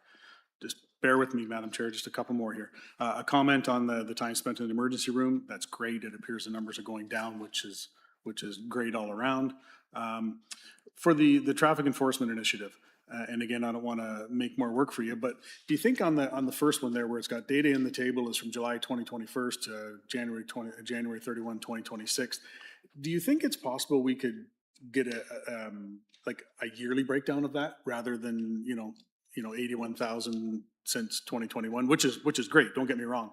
And again, I don't want to make more work, but I'm just curious if we could just kind of get a year over year on that, if that's possible. Absolutely. I know that number is quite high and it doesn't really reflect year after year what we're doing. I know we do break down the months as the board has requested moving forward, but if I can break down the year to date as well, I'll definitely pass that along. Okay, perfect. And one final one, and you gave me the segue there when we were talking about PC Vitalis. Couldn't agree more. He connects with everybody that he speaks with, not just youth. But speaking of connecting with youth, if I could, Madam Chair, there was something on Facebook the other day, a post that came up, and if I may, it states, during a recent patrol in the community of St. George, a Brant County O.P.P officer came across a group of local youths enjoying a game of pond hockey. Rather than simply driving by, the officer took a moment to stop, grabbed a stick, and joined in on the game of shinny. What followed was a brief and meaningful interaction that brought smiles, built trust, and reinforced the positive connections between our officers and the community. The simple moments of engagement helped strengthen that. And I just thought that was absolutely fantastic. Kudos to it. It doesn't mention the officer's name, but kudos to whoever that was.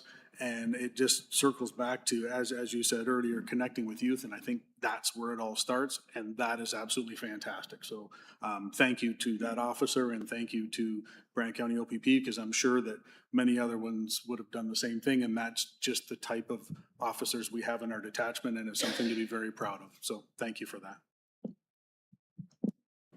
Thank you, Councilor Pierce. And I'm encouraging our members, because many of our members do this each and every day, and we never hear about it.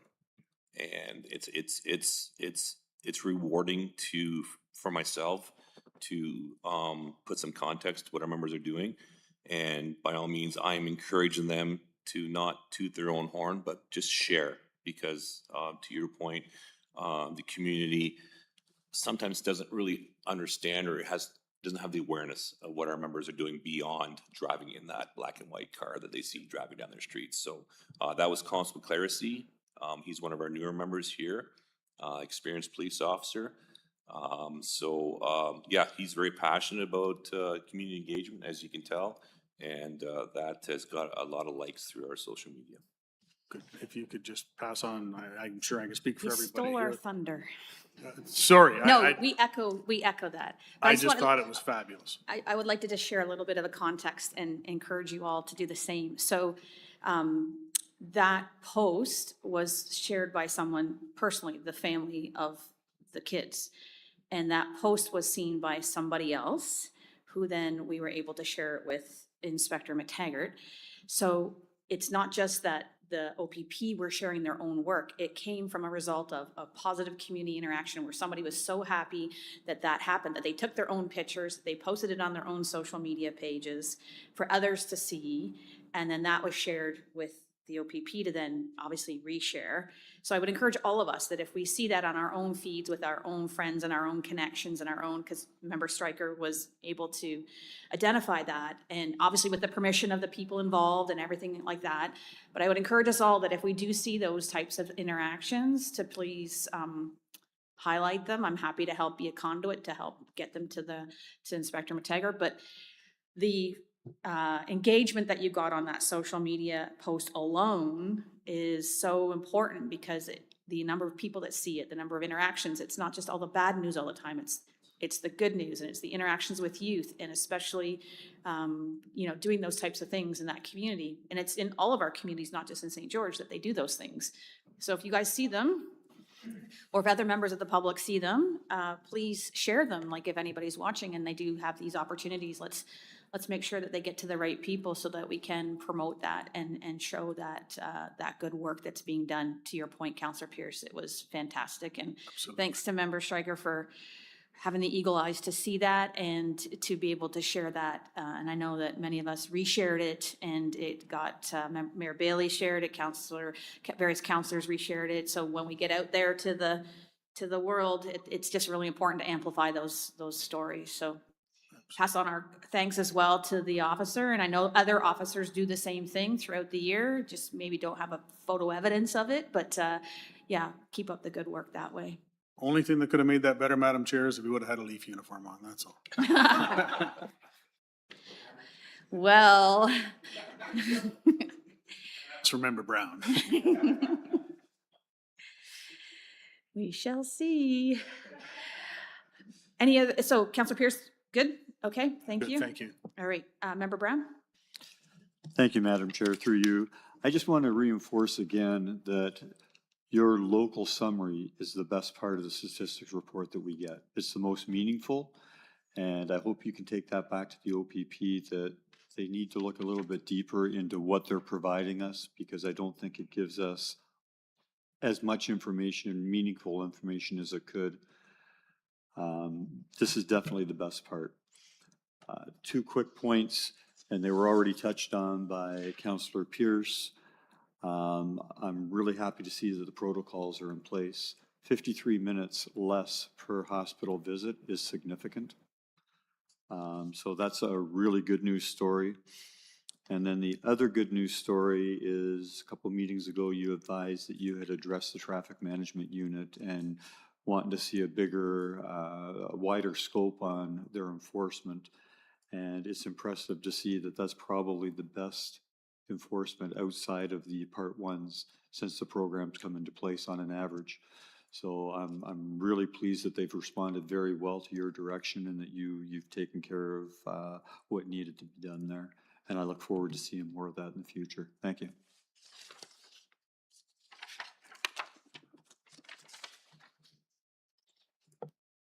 Other questions, comments? Member Striker? I just have a question through the chair to either the chair or Inspector McTaggart. Last year, I don't remember exactly when, but we talked about this report and perhaps there being some kind of working group about the report. And so I'm just wondering if there's an update with that working group, if changes can be implemented or anything along those lines. So I don't know if we want to do a tag team here, but I'll go first. It's a really quick answer. There's been no follow-up from the O.P.P at all since before we attended the OAPSB conference last June. So there was a couple of meetings previous to that last like 2024 fall into winter 2025 as they work through this report, but also some of the templates that they wanted for the detachment commander review process and some of the other things. They said they were going to circle back with us. I know we spoke with one of the staff members at the conference about that process, and there has been nothing since. I was kind of thinking the same thing myself today about, gosh, it's been a very long time since we've heard anything about that, and yet we continue to have some things here that we'd like to see and advocate for.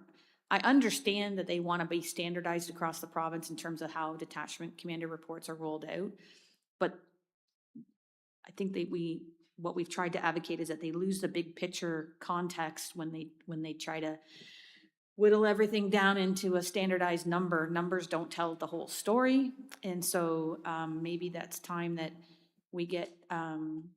It was started by the O.P.P. It wasn't started by OAPSB, so maybe I can reach out to OAPSB to see if there's an ability to bring that group back together, because I'm sure other detachments in other zones would be having similar comments. I'd like to, and I know that Inspector McTaggart and I talked about this, and we kind of said, well, let's just wait till we get past this process here, but I do think there's an opportunity to also collaborate with our other O.P.P. detachments within Zone 4 to talk about some of these things and how we can learn from each other best practices or advocate some of these things, because I'm sure we cannot, while we may be ahead on some things, maybe they are ahead on, like, I just think there's an information sharing opportunity that we can, so I'll be connecting with Inspector McTaggart as to how we can do that moving forward, now that we have some things dealt with and that we can move forward on that. But to your point, I think that's important. I'll let Inspector McTaggart see if there's any update on the O.P.P. side. Thank you, Madam Chair. To your point, I have nothing from my end either. I know I've spoke to my peers in the syndicate regarding a joint meeting with the other boards to information share, discussions, whatnot. And with the facilities we have in Brant being somewhat centralized, we could always host it in our boardroom. Other detached commanders have embraced that as well, that they'd be willing to participate in that. So moving forward, maybe there's an opportunity to kind of start that up again and put our foot in the gas a little bit there, for sure. So I'll commit to reaching out to O.P.P to see if there's an opportunity to re-engage that O.P.P working group. And then I'll let you know how that goes. If not, if that doesn't happen, I mean, there's nothing that prevents us from providing feedback ourselves as a board to the, whatever unit it is that, I know it's another Jennifer, that does the work. There's nothing that prevents us from sharing, you know, Brant's viewpoints on things as well at some point, but hope that works for now. Any other questions or comments? Okay. Seeing none, then we'll ask for a motion to receive the detachment commander's report. Councillor Pierce, Member Boudreau, all those in favor? And that's carried. We don't have any staff reports that are on our agenda today. And so for communications, last meeting, we talked about Crime Stoppers and the statistics. So that was just what was included in your package as a follow-up from last meeting. However, given that we have Crime Stoppers here on the agenda, I just wanted to maybe recircle on some of the things that PC McIntosh talked about. So he said there's a golf tournament on July 24th. So once we have some more information about foursomes and sponsorship or what have you, he can share that with us maybe for discussion at our next board meeting. But keep the date in mind for those of you that might be interested. And maybe I'll challenge you to think about between now and next meeting, once we have some of that, I'm assuming we'll have that information for next meeting, but maybe we do have, and I checked with Cindy, we do have quite a bit of funds in our engagement line item. And if that was something that the board felt, the Crime Stoppers, you know, some type of support to the work that they do, aside from the golf tournament or not, I'll leave that with you guys to ponder over. I know that PC McIntosh said that currently he does not receive any financial support from any of the police service boards, but maybe this is an opportunity to challenge the other two. If this is something that we see value in, we maybe be able to challenge the other two to also support, but I'll leave it. I don't have a recommendation or a request right now, given it's new information, and give you time to think about it. And then maybe at next meeting, we can come back once we have the other pieces, and we can come back with a proposal or a recommendation at that time, if that suits. Just looking for people's, I'm seeing some heads nod, so that's a good sign. Okay, we'll leave it at that. And then let's move into then, I don't believe we need a motion to receive any of that. No. Let's move into the updates then. Councillor Pierce, is there anything that you'd like to update us on from council? No updates, Madam Chair. The questions that I was asked, it appears that they're in other business, and it's all to do with the volunteer police checks. So we'll see how that discussion goes. Okay. And but no, unless there's anything else to take back, I've got nothing coming this way. Zone 4, I don't have any updates. As I mentioned last meeting, I'm struggling with being kind of the one person that's doing everything, and I just don't have the bandwidth to do it all. We will have an in-person meeting in September. They'd like to get some, there's a discussion about getting some dates together for virtual meetings potentially in April. We have the conference in June, and then we'll do another virtual one in the fall. And Lisa Darling with O.P.P is doing a lot of work right now to try and standardize the zones, because each zone is doing something completely different from each other. Some chairs are doing some things, some secretaries are doing some things, some aren't. There's no standard kind of role descriptions as to who does what, who administers what, who even like who's getting speakers, who's not getting speakers, who, all that kind of stuff. The OAPSB is also looking to our different zone meetings to do some training opportunities, but they haven't indicated yet which topics that'll be, but potentially there'll be some training component to the OAPSB Zone 4 meeting as well.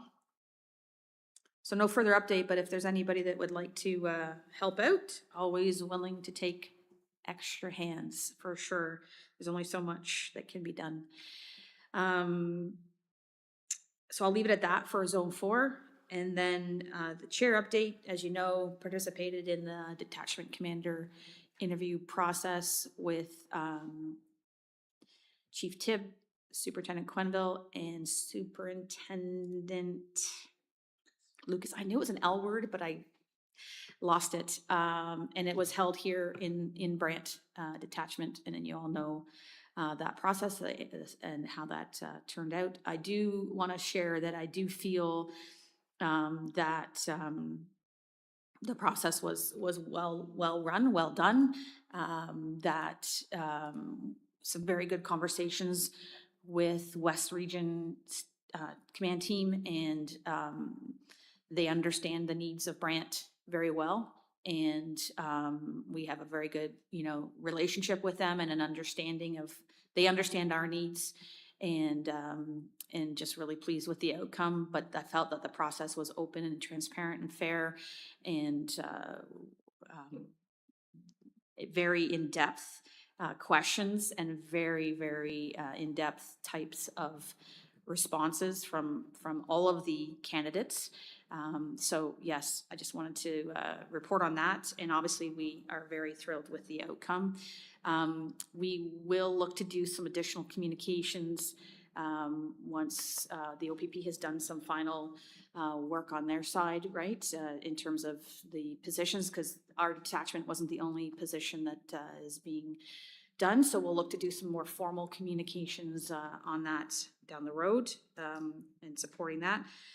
As Inspector McTaggart mentioned, the Youth Academy has been going strong here the last few weeks. The last meeting will be next Wednesday. So I participated at the front end to talk about what our board does and who we are and all that kind of thing. And then they've asked us to come in at the end to help with the certificates and the graduation. And as you know, the board supports the whole academy. And then we talked about last meeting, I believe, we talked about how we have a cadet at the detachment now that is was a participant in the first Youth Academy. So that's great to hear as well. And we also know that Tamara Brooks-Wheat was recognized for her contributions and received her award last week. And we hope to have PC Vitalis come in the future meeting to talk about some of the work that he does on the youth side of things. And he went to that conference last week as well with our support.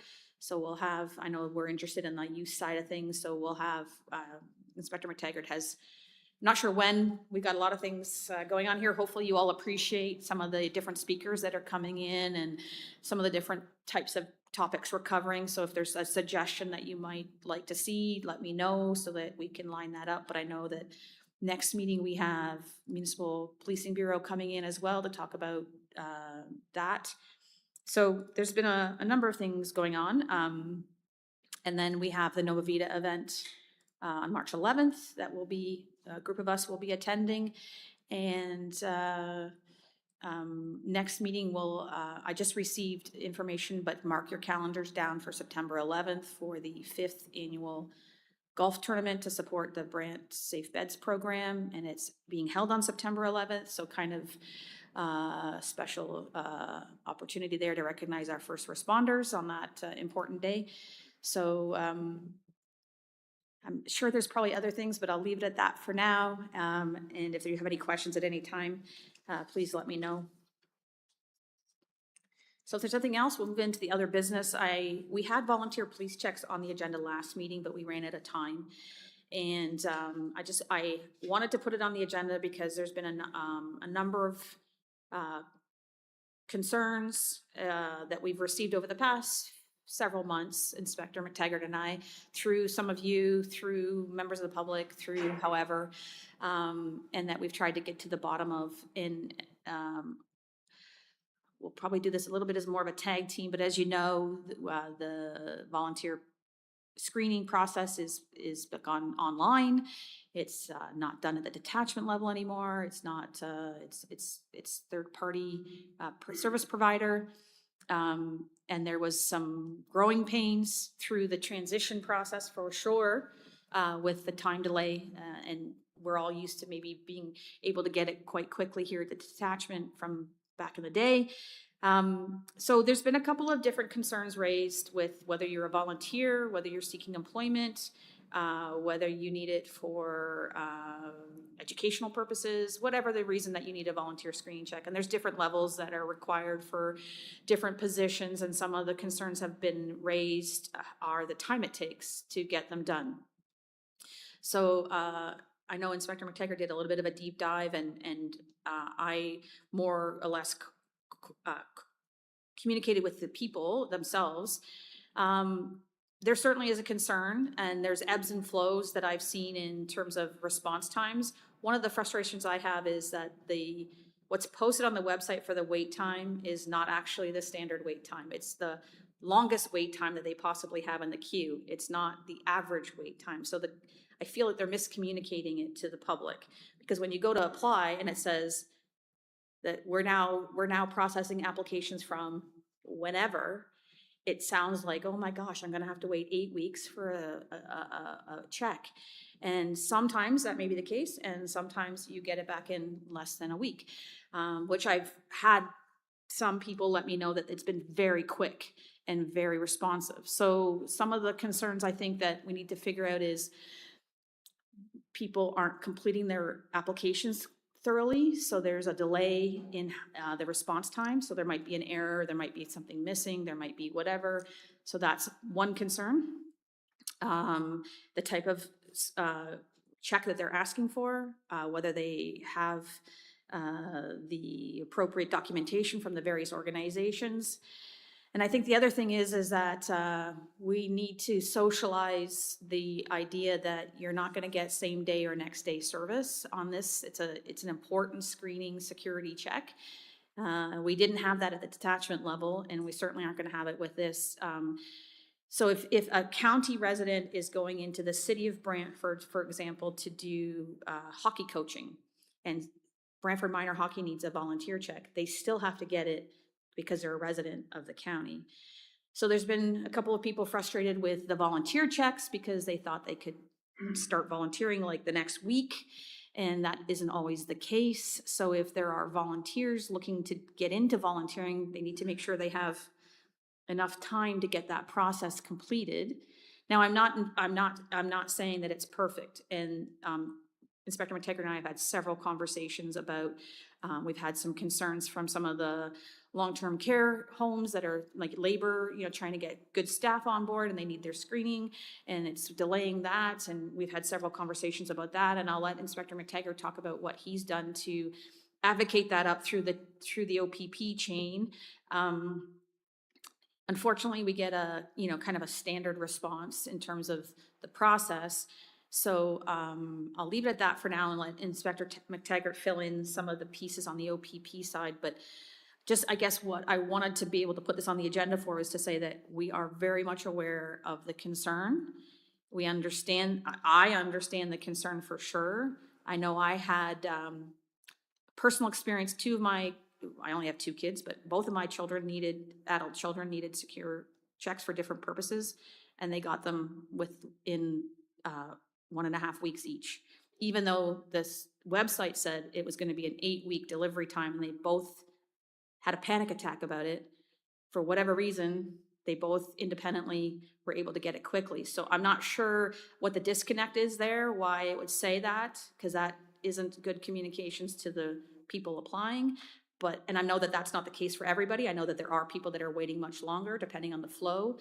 And I know that it's a provincial program, so we get caught in first come, like how they rotate through the how they apply with everybody else in the province. But Inspector McTaggart, if you could, and then we can open it up for some discussion. Thank you, Madam Chair. To your point, the last discussion we had on the online police record checks, I drafted a very pointed email and sent it through to West Region Command to advocate for some of the challenges we were seeing in the county and the timelines that members were facing when it came to those checks. So that communication made its way up to the chief of the bureau, and I received a very timely response from him in regards to where they were currently at. So to your point, Madam Chair, those timelines on the website are those longest wait times there, so that is correct. I can assure you now that even through our own internal internet system, 30 days is now the standard for the regular police checks. And the vulnerable sector check typically is that deeper dive into someone's background. That now is 30 days as well. So I know the organization would like to see just the regular police checks go even less than 30 days, and I think that's the goal. But both of them are currently at the 30-day wait time, and I confirmed that this week as well. So that is a good news story, I believe. And I haven't heard any more updates from anybody to indicate that there was any more frustrations in the community from those that are experiencing delays. To your point, Madam Chair, the accuracy of the application is definitely the barrier when it comes to someone receiving their police check on a timely fashion. So if they can take the extra time to ensure that it's complete and accurate, then that will definitely speed up the process in the end. So that's what I have from our end. So I know that it doesn't solve all the issues, certainly, with people needing to have those for various reasons, employment, volunteering, education, whatever. So I know, Councillor Pierce, you had said that you also had some information to bring forward, or concerns to bring forward, perhaps. Is there anything additional you'd like to open up on that, or? No, as I say, it's just, and there was a couple brought forward the fact that, you know, we're in the state right now where it's very tough to get volunteers, and then it's becoming a hassle to get police checks completed. So again, with the context we've had today, and I don't know whether the word on there is, you know, up to 8 weeks or whatever. I'm not sure, but I think, you know, I look at it in the way that I'm hoping it's a case that there's more applications coming in, so they're taking longer, which means that you know, potentially there is more volunteers coming forward, because as Inspector alluded to, there's the two different streams, right? There's we'll call it the basic, and then the deeper dive. So I'll just take it back to the one, not complaint, but concern that I had, and then through council, just to say that it is something that, you know, overall is being looked at with the new process. It's not like it used to be. Now I recall, you know, it was always, you know, to your point, it was usually a month, you know, 3-4 weeks or something like that. So, you know, if they're getting them back in a week and a half, I'd say that's pretty good. So I think it's just, to your point, it might be, some of the cases might be, well, you know, I put it in today, how come I can't get it tomorrow type thing, right? So what it's obviously, you know, logic would say it's not gonna be that quick, but I don't have any more to add to it, other than the fact that it's been brought up that it's, you know, like I say, it's difficult enough to get volunteers. Now it's with the new process seems to be making it even more difficult. So I'll leave it at that. Yeah, Mayor Bailey? Yeah, Madam Chair, to the inspector, my concerns are with the PSWs. So the funding that goes around the PSWs have timelines and dates. I know there was 2 girls that didn't get their job. They didn't lose it because they never had it, but it was because they couldn't produce that soon enough. I don't know if there's an answer. I don't know whether the long-term care home should take a chance on them and have them start. That's been a discussion that I've overheard. That, well, you know, we need you to start next Monday. Just come, and they say, well, we don't have it, and because of some language barriers, you know, they need the work, and they don't understand the process, and the nursing homes or the long-term care homes are desperate. So it's a real problem. Like, it's not so much, I don't know about volunteers, but for people that are seeking employment in long-term care, I sit on a board in one of the long-term care homes, and my mother's in another one, And they do approach me almost all the time and say, you know, what's going on and why is it? I say, well, I know that it's not 3 months. I hope I know that it's not 3 months because that's the number that was started out. You know, it's been over 3 months. And I said, well, I don't think that's right. But I also don't think you can get it in 3 days. Like there's something, and now I have the something to take back to them. But it's depressing when they need the work and the work is sitting there and a piece of paper is stopping them. But I mean, the piece of paper obviously qualifies people and dismisses people for different reasons. So it's not as if it's, you know, it's not a coupon that they're waiting for. It's something very important. But it's still, people have not got the job because of it, and that's not cool either. Member Brown? If I can just add to that, I don't think it's just about the person who doesn't get the job. It's about the people who are sitting there in wheelchairs, beds, and otherwise that need the help. Is there a priority, or are they all dealt the same? Is there a priority that can be given to the healthcare workers if it's job-related versus you're planning for volunteers for months in advance, but if a job comes up, it may be, you know, somebody quit or somebody got sick or otherwise, and they need to fill a job right away. And it means if that job's not filled, people aren't getting taken care of properly. So if there's not a priority there for police checks for the healthcare workers, is there something that could be done that might get considered? That's a good point. Through the chair, Member Brown, to my knowledge, there's no priority sequence when it comes to who is submitting the application. They take them on their face value for timing and whatnot. So, like I said, they're very committed to the 30-day turnaround on getting that, and whether that 30 days is too long for some of these long-term facilities, Mayor Bailey, you mentioned, or another need. Maybe that's something for the respective services to take into account is, do they need to do some recruiting ahead of someone's leaving so that they have those people in place? I don't know what the answer is other than 30 days seems to be the standard now moving forward. Is there, Inspector Matega, is there, anybody can get a police check. You pay the $41. Anybody can get it for you can have it on file, ready to go with your resume, right? Like you could potentially get the police check done and you can say that you're in the healthcare field, I don't know, or you're a volunteer or you're whatever. Can you go ahead and get it done and pay the fee and have it ready to go?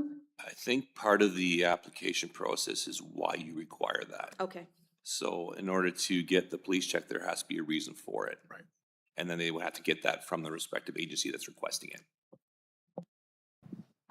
Member Brown and then Member Stryker. If I can just follow up, Madam Chair, who would we approach then to see if there can be a priority given on, like, to break them up so that if somebody comes in and is healthcare related or it's work related, that they would go to the front of the line and get those done as soon as possible so that we're not disadvantaging people from many perspectives. Member Brown, there's an email that I can provide to the board that any questions or concerns can be directed directly to the online police record check unit. And I don't know off the top of my head what it is, but I know I do have it and I can reference it very quickly. I can send it through to Chair Haley, and then if there's a letter or an email that wants to be drafted on behalf of the board, that's probably a good place to start. We have had those conversations, Inspector McTaggart and I, about how can we advocate up the system, and we wanted to be able to get through the due diligence first without shooting off a letter first. So if the board wishes, we can certainly advocate for some suggestions and some responsiveness. I happened to be in one yesterday, and you can see the work that they're doing and the people that are in definite need of care at the John Noble home. And I think if there's anything that we could do to enhance their ability to get the people when they need them, as well as council, if council can do the same thing. I'm surprised that's not in place. That, to me, just seems commonsensical that if those people need checks, that they should be at the front of the list. It's only my personal opinion, but I think there's something there that could be done. Yeah, there's teachers, students who are looking to do the Bachelor of Education program have to have one, volunteers, like there's lots of different pressing things. It's just, yeah, how do we manage it? I would encourage anybody though that is considering doing the volunteer process, don't read the front page of the website and think that's the timeline. That just go ahead and get it submitted and hopefully it works out. But yeah, doesn't mean it's, and making sure that it's all correctly applied for is important. But I wanted to make sure that everybody understood that the concerns are being heard, whether they're coming through Mayor Bailey, council members, board members, through to Inspector McTaggart, that the concerns are definitely being heard, and we're trying to find some solutions to advocate for Brant to have a better response time. But we need the community to also be mindful of the process and, you know, making sure we get these applications in a good time to be able to get them back. City of Brantford doesn't do same day or next day for their people either, so it's just the integrity of the process. We want to make sure that we don't compromise that screening process either. But we will do what we can, and so Member Brown, that's a good suggestion, and we'll see what we can do to work that up the chain as well.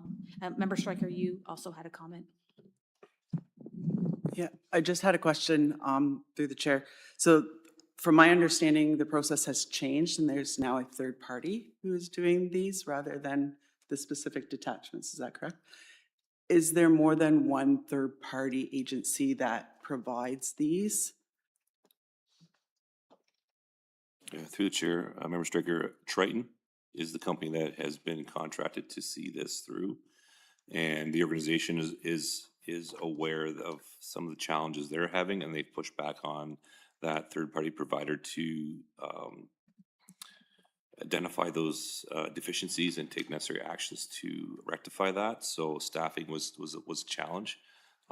So between them and then and us pushing on them, that's unfortunately that is the current vendor to see this through.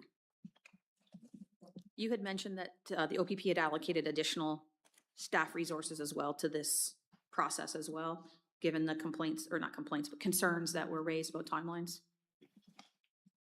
Yes, we identified a number of detachment admin clerks that had done this in the past at detachment level to support the record checks to create that efficiency, to get that backlog cleared so that they had a fresh slate to move forward on.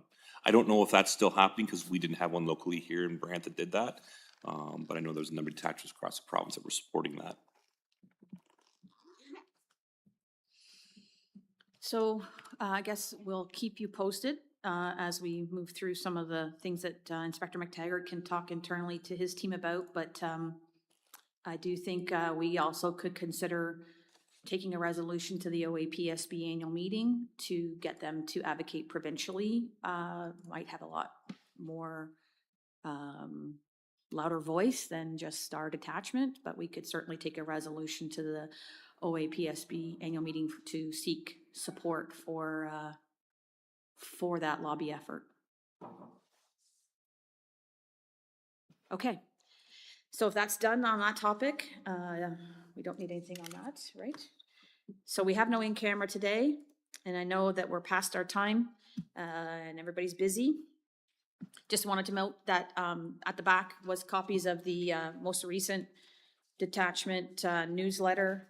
If you didn't get a hard copy, they're back there as well, and they're in all the different county buildings, community centers, offices, detachment, what have you, if anybody wants anybody in the community wants a hard copy. We have our next meeting scheduled for Tuesday, March 24th here at 9 o'clock, where the Municipal Policing Bureau will also be attending. And then our regular agenda items. If you have anything you want added to the agenda, make sure that Spencer has that. Some of you I'll see before then at the Nova Vita event, but yeah, have a great rest of the day, and thank you very much for a great meeting.